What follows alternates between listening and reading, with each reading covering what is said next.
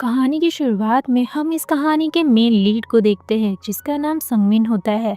वो लैपटॉप पे अपनी गर्लफ्रेंड सुयान का एक वीडियो देख रहा होता है जहां उसकी गर्लफ्रेंड उससे कह रही होती है कि वो अब उससे ब्रेकअप करना चाहती है और वो ये देश छोड़ के जा रही है और वो उसे ढूंढने की कोशिश ना करे और अपनी ज़िंदगी में आगे बढ़ जाए।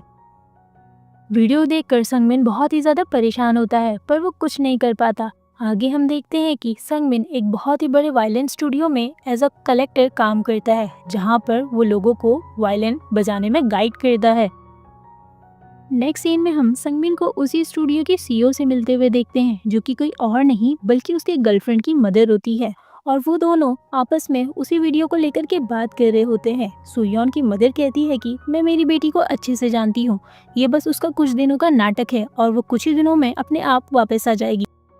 सुयोन जो थी उसी वायलिन स्टूडियो में एज अ वायलिनिस्ट काम करती थी और उसके जाने के बाद उस वायलिन ग्रुप में एक गैप आ गया था जिसे फिल करने के लिए उसकी मॉम ने एक नई वायलिनिस्ट को अपॉइंट किया था और वो संगमिन को कहती है कि तुम उसका जाकर के अपॉइंट करो, जब तक सुयोन नहीं आ जाती है तब तक वही लड़की उसका गैप फिल करेगी। जिसके बाद संगमिन उसी वायलिनिस्ट का इंटरव्यू लेने जाता है जिसका नाम मीजो होता है और वो सुयोन की एक पुरानी दोस्त भी होती है। संगमिन मीजो को एक क्लासिकल वायलिन प्ले करने को कहता है जिस पे मीजो मना कर देती है और अपने वायलिन प्ले की एक रिकॉर्डिंग सुनाती है।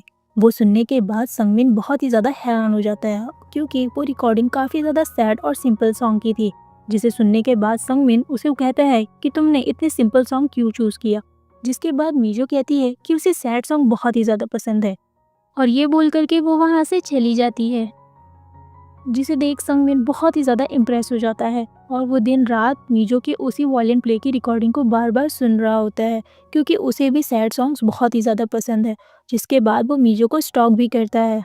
जिसके बाद स्टॉक करते हुए संगमिन मीजो के घर ही पहुंच जाता है और वो वहाँ उससे माफ़ी मांगता है क्योंकि वो इंटरव्यू के टाइम काफ़ी ज़्यादा रूड हो गया था और वो मीजो को एज अ वायलिनिस्ट हायर कर लेता है। जिसे देखकर मीजो बहुत ही ज़्यादा खुश होती है और वो कहती है कि वो कल ही से स्टूडियो ज्वाइन कर लेगी। जिसके बाद हम देखते हैं कि मीजो ने स्टूडियो ज्वाइन कर लिया होता है और वो बहुत ही अच्छे से वहाँ पर वायलिन प्ले कर रही होती है। फिर हम नेक्स्ट सीन में देखते हैं कि संगमिन सीईओ के साथ मिलकर डिनर कर रहा होता है जहाँ पर उसकी सीईओ उससे पूछती है कि नई वायलिनिस्ट तुम्हें कैसी लगी, वो अच्छे से अपना काम कर तो रही है ना। जिस पर संगमिन कहता है कि हाँ सब सही है। जिसके बाद सीईओ पूछती है कि क्या मेरी बेटी का कुछ पता चला, क्या उसने तुमसे कुछ कॉन्टैक्ट किया, जिस पे संगमिन मना करता है। जिसके बाद सीईओ कहती है कि मुझे यकीन है वो जल्दी वापस आ जाएगी तो तुम ज़्यादा फिक्र मत करो। आगे हम मीजो को देखते हैं जिसकी गाड़ी खराब हुई होती है और ये चीज़ संगमिन देख लेता है और इसी चीज़ का फ़ायदा उठाते हुए वो उसे लिफ्ट देने का ऑफर करता है। गाड़ी खराब होने की वजह से मीजो भी मान जाती है। आगे हम दोनों को गाड़ी में देखते हैं जहाँ पर संगमिन उसे डिनर पर चलने को कहता है और मीजो भी इस चीज़ के लिए मान जाती है।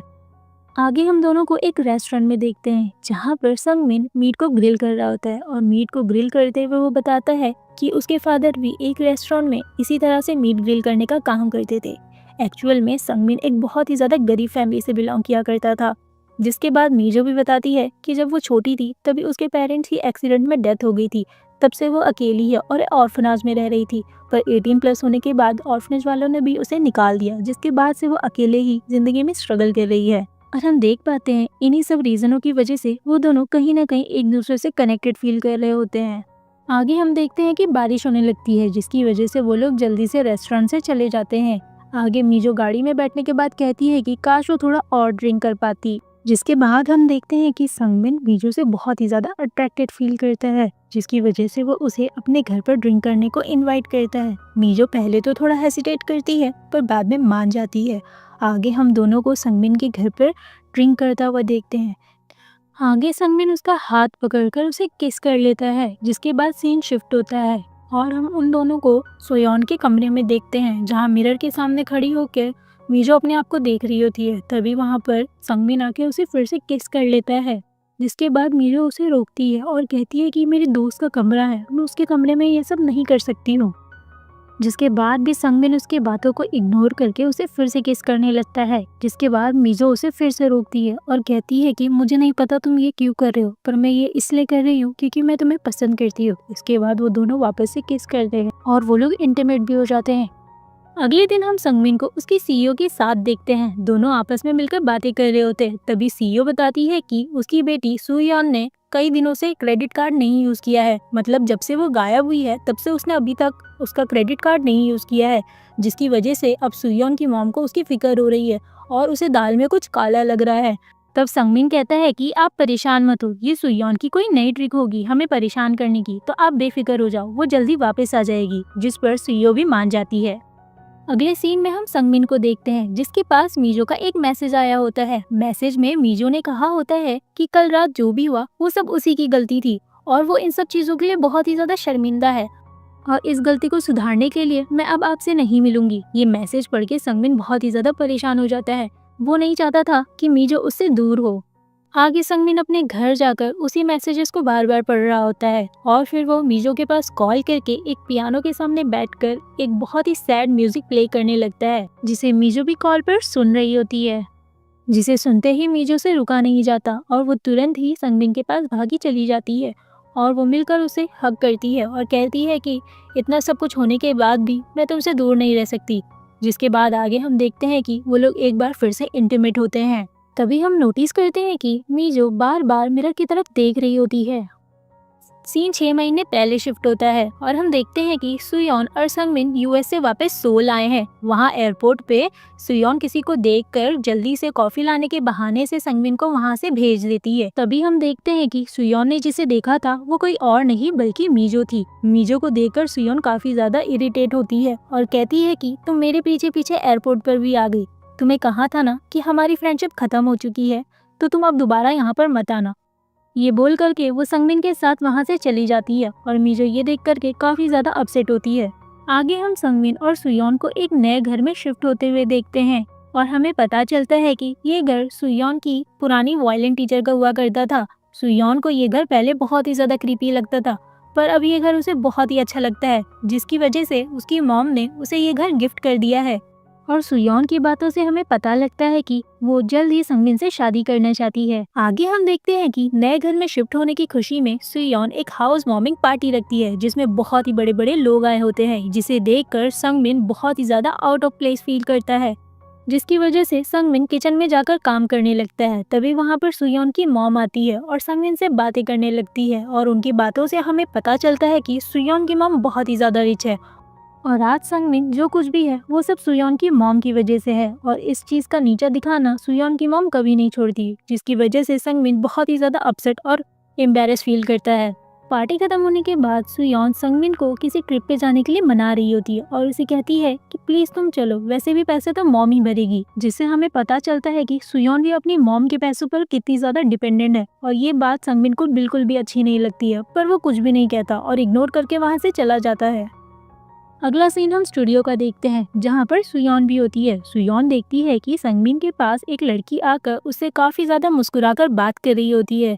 यहाँ तक कि संगमिन भी काफी ज्यादा मुस्कुरा रहा होता है। ये देखकर सुयोन को काफी ज्यादा जेलसी फील होती है। सुयोन इस चीज के बारे में संगमिन से कन्फ्रंट करती है और कहती है कि तुम सबके साथ काफी स्वीट हो, पर मेरे साथ इतने कोल्ड क्यों हो? आखिर मैंने ऐसा क्या किया है?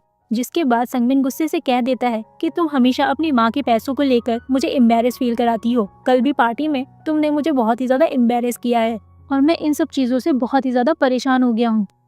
फिर नेक्स्ट सीन में हम सुयोन को उसके कमरे के मिरर के सामने खड़ा देखते हैं और वो मिरर को ठोक कर कुछ चेक कर रही होती है।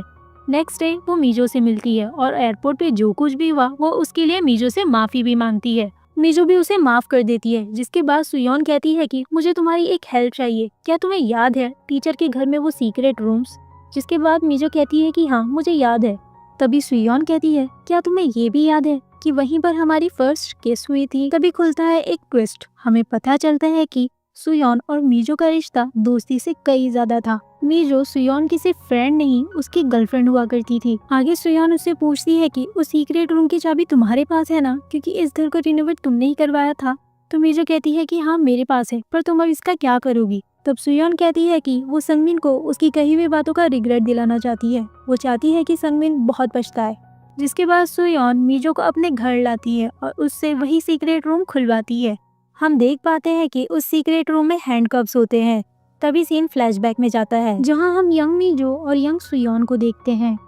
वहां वो लोगों ने फर्स्ट टाइम इस सीक्रेट प्लेस को डिस्कवर किया था। वहां सुयोन कहती है कि मीजू तुम आज से मेरी स्लेव हो और आज से मैं जैसा तुम्हें कहूंगी वैसा तुम्हें करना होगा। और वो मीजू को ऑर्डर देती है कि वो उसे तुरंत ही किस करे, जिसके बाद मीजू भी उसे किस कर लेती है। फिर सीन वापस से प्रेजेंट में शिफ्ट होता है, जहाँ पर सुयोन अपना वही ब्रेकअप वीडियो बना रही होती है जो कि हमने मूवी की स्टार्टिंग में देखा था। तभी मीजू उससे पूछती है कि क्या तुम सच में अंदर जा रही हो, जिस पे सुयोन कहती है कि हाँ। असल में सुयोन का प्लान होता है कि वो कुछ दिनों तक सीक्रेट रूम में छुपी रहेगी। एक्चुअल में सीक्रेट रूम में कुछ मिरर्स होते हैं जो कि सुयोन के बेडरूम और बाथरूम से कनेक्टेड होते हैं, और उस मिरर के थ्रू हम आसपास का कुछ भी देख सकते हैं। और वो उस रूम में छुपकर देखना चाहती थी कि उसके जाने के बाद संगमिन कितना पछताता है, और जब तक वो उसके लिए परेशान नहीं हो जाता है तब तक वो उसी रूम में छुपी रहेगी। उसके बाद सुयोन मीजू से उस कमरे की चाबी लेकर उस कमरे में चली जाती है और वो कमरा लॉक कर देती है, और मीजू भी बाथरूम के मिरर के थ्रू सुयोन को बाय बोलकर वहां से चली जाती है। आगे सुयोन देखती है कि उस रूम में बिल्कुल भी नेटवर्क नहीं आ रहा होता है। काफी टाइम बीत जाते हैं। उसके बाद संगमिन घर में आता है और हम देखते हैं कि वो लैपटॉप में सुयोन का वही ब्रेकअप वाला वीडियो देख रहा होता है, और वो वीडियो देख के परेशान हो रहा होता है, और ये सारी चीजें सुयोन मिरर के थ्रू देख रही होती है और उसे बहुत ही ज्यादा मजा आ रहा होता है। अब रात हो जाती है और सुयोन मिरर के थ्रू देखती है कि संगमिन बहुत ही ज्यादा परेशान था। उसे समझ आ जाता है कि उसके जाने के बाद संगमिन की हालत ठीक नहीं है, जिसके बाद वो डिसाइड करती है कि अब वो ये नाटक बंद करेगी और इस कमरे से बाहर निकलेगी। जिसके बाद वो मीजो की दी हुई कीज से उस रूम की दरवाजा खोलने की कोशिश करती है, पर वो दरवाजा नहीं खुलता। वो बहुत ही ज्यादा ट्राई करती है पर वो दरवाजा बिल्कुल भी खुलने का नाम नहीं लेता। तभी वो देखती है कि बाथरूम में संगमिन आया है, जिसे देखकर वो मिरर के थ्रू उसे बुलाने की बहुत ट्राई करती है, पर मिरर के उस पार तो आवाज बिल्कुल भी नहीं जा रही होती है। सुयोन बहुत तेज से चिल्लाती है, इवन अपने आप को हर्ट भी कर लेती है, पर संगमिन तक कुछ भी आवाज नहीं जाती है। काफी दिन बीत जाते हैं और सुयोन उसी कमरे में बंद होती है। तभी वो एक दिन देखती है कि बाथरूम में मीजो खड़ी है, जिसे देख वो खुश और शॉक दोनों होती है, और वो मीजो से पूछती है कि तुम मेरे घर के अंदर कैसे आई, पर ये सब छोड़ो, तुम जल्दी से मुझे यहाँ से बाहर निकालो। तभी वो देखती है कि मीजो मिरर से उसे एक क्रीपी सी स्माइल दे रही है, और मीजो उससे कहती है कि मैंने तुम्हें यहाँ पर जानबूझ के बंद किया है, और तुम ये सब जानने के बाद मुझे माफ तो नहीं करने वाली हो। और तुम्हें पता है मुझे यहाँ पर कौन लेकर आया है? तुम्हारे हस्बैंड। और हम दोनों बहुत ही ज्यादा ड्रंक है, और मैं जानती हूँ ये सब जानने के बाद तुम मुझे कभी माफ नहीं करोगी, इसलिए मैं उस कमरे से तुम्हें कभी नहीं बाहर निकालूंगी। ये सुनने के बाद सुयोन बहुत ज्यादा शॉक होती है और वो कहती है कि मैं तुम्हें माफ कर दूंगी, तुम मुझे बस यहाँ से बाहर निकालो। पर मीजो कुछ नहीं सुनती। जिसके बाद सुयोन संगमिन और मीजो को इंटीमेट होता हुआ देखती है, और ये देख कर वो बहुत ही ज्यादा गुस्सा होती है, और वो गुस्से में बार बार शीशे को पटक रही होती है कि ये मत करो। और उसे इस बात पे ज्यादा गुस्सा नहीं आ रहा था कि संगमिन उसे धोखा दे रहा है, बल्कि उसे इस बात पे ज्यादा गुस्सा आ रहा था कि संगमिन मीजो को कैसे छू रहा है। और उसे इस बात पे ज्यादा गुस्सा नहीं आ रहा था कि संगमिन उसे धोखा दे रहा है, बल्कि उसे इस बात पे ज्यादा गुस्सा आ रहा था कि संगमिन मीजो को कैसे छू रहा है। जिससे हम समझ पाते हैं कि सुयोन मीजो को आज भी बहुत ज्यादा चाहती है, और सुयोन मीजो को लेकर बहुत ही ज्यादा पॉसेसिव है। सुयोन पागलों की तरह चिल्लाते रह जाती है, पर उसकी आवाज कोई भी नहीं सुन पाता। इसके बाद सीन 7 महीने पहले शिफ्ट होता है, जब मीजो सुयोन के लिए ये घर रेनोवेट करवा रही थी। उसे लगता था कि सुयोन वापस आकर उसके साथ इसी घर में रहेगी। मीजो सुयोन से बहुत ज्यादा प्यार करती थी। फ्लैशबैक के थ्रू हम देख पाते हैं कि वो सीक्रेट रूम के हैंडकफ को सुयोन मीजू के पैर में बांध दिया करती थी और उसे अपना स्लेव करके बुलाती थी, और मीजू को भी ये सब बहुत अच्छा लगता था, और वो लोग वहाँ हमेशा इंटीमेट हुआ करते थे। एक दिन मीजू के पास सियोन का फोन आता है, और वो मीजू को कहती है कि वो उससे सारे रिश्ते तोड़ना चाहती है, और वो चाहती है कि मीजू अब उसकी लाइफ में दखल अंदाजी ना करे। सियोन कहती है कि उसे इस सोसाइटी में फिट होना है, और वो मीजू के साथ इस सोसाइटी में कभी फिट नहीं हो सकती है, और उसने अपने लिए एक लड़का ढूंढ लिया है और वो उसी के साथ अब शादी करना चाहती है। इतना बोलकर वो फोन कट कर देती है। ये सब सुनकर मीजू का दिल टूट जाता है, और मीजू बहुत ही ज्यादा यूज्ड फील करती है। उसके बाद सीन प्रेजेंट में आता है, जहाँ फिर से एक बार मीजू वॉशरूम के मिरर के सामने आती है। मिरर के सामने देखकर सियोन उसके पास आती है और उसे कहती है कि प्लीज ये सब बंद करो, मैं तुम्हें माफ कर दूंगी और तुम्हें अपना भी लूंगी, पर तुम मुझे यहाँ से बाहर निकालो। मीजू कहती है कि सुयोन तुम सही कहती हो, इस सोसाइटी में फिट होने के लिए तुम्हें लड़के से ही शादी करनी होती है, और मैंने डिसाइड किया है कि मैं संगमिन के साथ ही रहूंगी और तुम यहाँ पर हमेशा बंद रहोगी। ये सुन सुयोन एकदम से शॉक हो जाती है और उसे समझ नहीं आता कि वो क्या करे। अगले सीन में हम संगमिन को सुयोन की मॉम के साथ देखते हैं। अब सुयोन की मॉम को सुयोन की बहुत ज्यादा फिक्र हो रही होती है, क्योंकि उसने अभी तक एक बार भी उससे कांटेक्ट नहीं किया था, और इसके चलते वो संगमिन पे भी शक करने लग जाती है, और वो संगमिन के घर पर पुलिस को भेजती है तहकीकात करने के लिए, पर पुलिस को वहाँ कुछ नहीं मिलता। आगे हम मीजू और संगमिन को देखते हैं। वो दोनों मीजू के घर आए होते हैं। मीजू कहती है कि मुझे मेरा घर पसंद नहीं, तो अगली बार से हम यहाँ नहीं आएंगे। उसके बाद मीजू अपने घर का लॉक खोलती है। तभी संगमिन ध्यान देता है कि मीजू की लॉक का पासवर्ड सुयोन की बर्थ डेट है और वो उससे इस बारे में पूछता भी है। तो मीजू कहती है कि ये एक कोइंसिडेंट है और मीजू ये भी कहती है कि ये पासवर्ड इस घर के पुराने ओनर ने रखा था, तब से उसने ये पासवर्ड चेंज ही नहीं किया। संगमिन भी इसे कोइंसिडेंट समझकर इग्नोर करता है। अगले दिन सुयोन की मॉम संगमिन को बुलाती है और वो संगमिन को बुलाकर सुयोन का वही ब्रेकअप वाला वीडियो दोबारा दिखाती है। संगमिन कहता है कि मैंने इसे ऑलरेडी बहुत बार देख लिया है, पर संगमिन की मॉम कहती है कि जरा ध्यान से देखो। ध्यान से देखने पर संगमिन को एक लड़की का हाथ दिखाई देता है जिसने ब्लैक कलर का बैंड पहना होता है। ये देखकर संगमिन को याद आता है कि मीजो के हाथ में भी ऐसा ही ब्लैक कलर का बैंड है। ये देखकर संगमिन तुरंत ही मीजो के घर जाता है। वहाँ जाकर वो छुपके से मीजो की फोन का पासवर्ड खोल लेता है और पासवर्ड खोलने पर वो देखता है कि वॉलपेपर पर मीजो और सुयोन की किस करते हुए पिक्चर है। ये देखकर उसे सब समझ आ जाता है कि इन दोनों के बीच में क्या रिश्ता था। जिसके बाद संगमिन मीजो से डायरेक्टली पूछ लेता है कि सुयोन कहाँ है, जिस पर मीजो कहती है कि मुझे कैसे पता होगा कि वो कहाँ है। जिसके बाद संगमिन कहता है कि नाटक करना बंद करो, मुझे पता है कि जिस दिन उसने वीडियो बनाया था तुम उस दिन उसके साथ थी। और संगमिन कहता है कि मैंने तो उस वीडियो में तुम्हारा हाथ देखा है, तुमने वही ब्लैक कलर का ब्रेसलेट पहना हुआ होता है, और वो ब्रेसलेट कहाँ है अभी। जिसके बाद मीजो वो ब्रेसलेट लाकर दिखाती है और कहती है कि हाँ, मैं उस दिन उसके साथ थी क्योंकि उसने मुझसे मदद मांगी थी। मीजो बताती है कि सुयोन ने उससे हेल्प मांगी थी, वो कुछ दिनों के लिए बाहर जा रही थी और वो चाहती थी कि उसका गैप मैं फिल करूँ। जिसके बाद संगमिन गुस्से से कहता है कि तुम ये सब जानते हुए भी मेरे घर पर आई और मेरे साथ ये सब किया। तो मीजो कहती है कि वो तुम्हारा घर तो नहीं है, तो प्लीज उसे अपना घर कहना बंद करो। और संगमिन पूछता है कि सुयोन कहाँ है, जिस पर मीजो कहती है कि उसे नहीं पता कि वो कहाँ है। जिस पे संगमिन कहता है कि झूठ बोलना बंद करो और मुझे सच सच बताओ कि वो कहाँ है। जिसके बाद मीजो कहती है कि उसे सच में नहीं पता कि सुयोन कहाँ है, उसने बस उससे उसका गैप फिल करने के लिए मदद मांगी थी, उसने उसे ये नहीं बताया था कि वो कहाँ गई है। संगमिन को उसकी बातों पर यकीन तो नहीं होता है, पर वो कुछ कर भी नहीं सकता था। फिर काफी दिन बीत जाते हैं। एक दिन संगमिन बाथरूम में अपना मुंह धो रहा होता है, तभी वो देखता है कि बाथरूम की नल अपने आप से ही बंद और चालू हो जा रही है और वो नोटिस करता है कि मिरर के उस साइड से कुछ आवाज आ रही है। सामने सुयोन अपनी पूरी जान लगा देती है और वो मिरर को बहुत तेज तेज से ठोक रही होती है। संगमिन को समझ आ जाता है कि सुयोन मिरर के उस साइड है, जिसे जानने के बाद वो तुरंत ही एक गमला उठाकर उस मिरर को तोड़ने वाला होता है।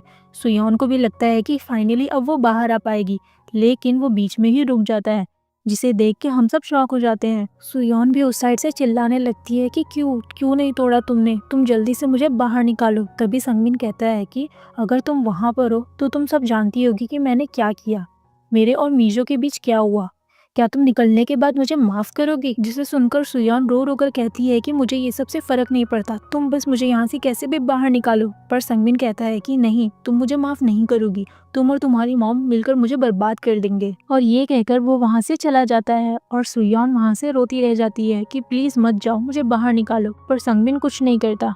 आगे संगमिन मीजो से मिलता है और उससे कहता है कि तुम्ही ने सुयोन को वहाँ पर लॉक किया है ना। जिस पर मीजो कहती है कि फाइनली तुम्हें पता चल गया, चलो मुझे अच्छा लग रहा है कि मेरे अलावा किसी और को तो पता चला। जिस पे संगमिन कहता है कि तुमने ऐसा क्यों किया है, उसे वहाँ से बाहर निकालो। जिस पर मीजो कहती है कि मैं उसे बदला लेना चाहती थी, मैं उसे बताना चाहती थी कि यूज होना कैसे फील होता है, उसने सिर्फ मुझे यूज किया है।